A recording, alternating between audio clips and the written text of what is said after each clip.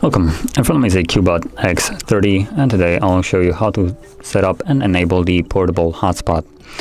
And to get started, let's pull down the notification panel and find the hotspot toggle. So it looks like it's actually nowhere visible. So let's tap on the pencil and edit it in. So there it is. Now hold it, drag it over, drop it, and go back, and it should be now in here.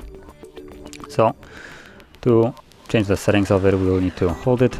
This will take us to the settings of it. And from here, tap on Wi-Fi hotspot. Start with the hotspot password and simply remove this one if you want to.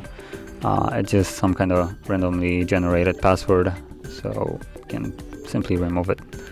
And you can set up your own new password. It needs to have at least 8 characters in length, and from there you can confirm it by tapping on OK. Security, I would keep as it is. The other option is just to have no security, which will allow anybody to connect to it. And then hotspot name, you can change it if you want to. Keep it as it is if you don't really care. This is just gonna be what you're looking for in the Wi-Fi list.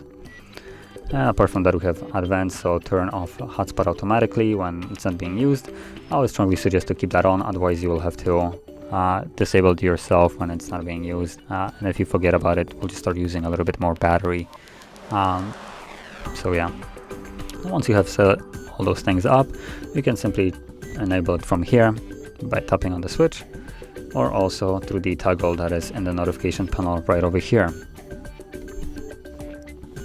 So that is how you would enable and set up hotspot. And if you found this very helpful, don't forget to hit like, subscribe, and thanks for watching.